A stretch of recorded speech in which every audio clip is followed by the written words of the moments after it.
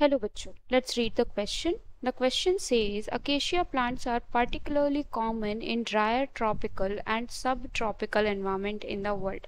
The swollen thorn acacias, which form obligate mutualism with Pseudomyrmex, a species of ants, are restricted to the New World. Swollen thorn acacias show several characteristics related to the obligate association with the ants, including enlarged thorns with a soft, easily excavated pith, year-round leaf production, enlarged foliar nectaries, and a leaflet tips modified into concentrated food resources called as Belchian bodies.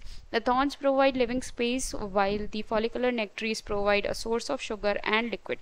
Belchian bodies are a source of oils and proteins. Resident ants vigorously guard these resources against encroachment by nearly all comers, including other plants as well.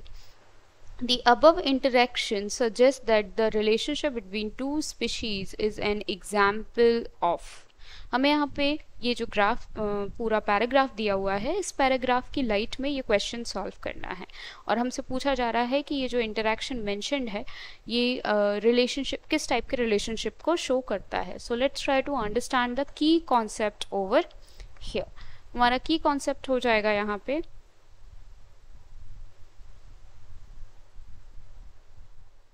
This is why. Key concept हो जाएगा हमारा यहाँ पे various ecological interactions. So we can write ecological interactions. अलग अलग interactions अलग अलग species के बीच में जो कि कैसे इकोसिस्टम फॉर्म कर रहे हैं and how they are affecting each other. So let's try to understand the different relationships between different species. किसी भी इकोसिस्टम में various populations of different species are going to be interdependent. एक दूसरे पे depend करते हैं. वन वे और the other they can depend directly और इनडायरेक्टली, और एक दूसरे की ग्रोथ को भी अफेक्ट करते हैं.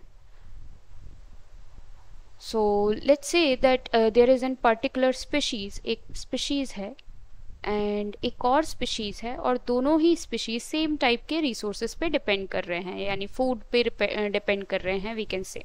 अगर दोनों ही species 1 and species 2 are going to depend on the same type of resources, एक तरीके के रिसोर्सेज पे अगर डिपेंड कर रहे हैं तो इनके बीच में कॉम्पिटिशन स्टार्ट हो जाएगा. Now, this competition will lead to two things. या तो ये competition ऐसा हो सकता है कि दोनों ही species फिर एक दूसरे से काफ़ी compete करने लगे और दोनों की ही growth ना हो पाए.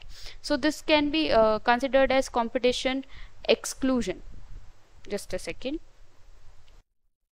सो कॉम्पिटिटिव एक्सक्लूजन की बात कर रहे हैं हम यहाँ पे. एंड फूड के लिए कंपटीशन स्टार्ट हो जाता है तो कॉम्पिटिटिव एक्सक्लूजन हो सकता है एक पर्टिकुलर स्पीशीज़ का यहाँ पे.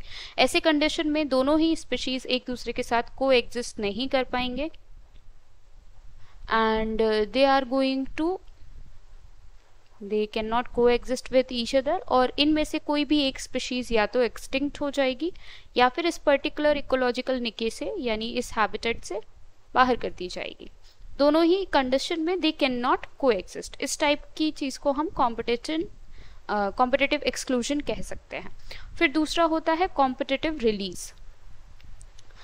Same again the two species are existing but जैसे ही हम इनमें से एक स्पीशीज को हटा देते हैं, लेट्स से स्पीशीज 1 को रिलीज कर देते हैं, one is going to release into an different environment या डिफरेंट इकोलॉजिकल निके में उसको लेकर जाते हैं, तो जो दूसरी स्पीशीज है वो फिर अच्छे से ग्रोथ दिखाने लगती है.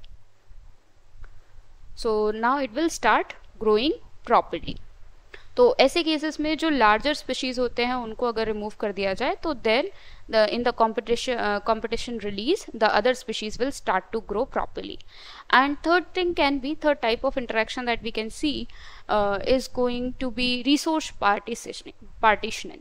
रिसोर्स पार्टीशनिंग में क्या होता है कि दोनों ही स्पीशीज को एग्जिस्ट करने के लिए या सर्वाइव करने के लिए they are going to come to an we can say कि एक तरीके से उनके बीच में एक पैक्ट हो गया है कि वो अपने माइक्रो हैबिटेट में रहेंगे और दूसरी स्पीशीज अपने दूसरे माइक्रो हैबिटेट में रहेगी and it is not going to disturb each other. तो इस तरीके से ये दोनों स्पीशीज सेम रिसोर्सेज के साथ उसी एक हैबिटेट में सर्वाइव कर सकते हैं।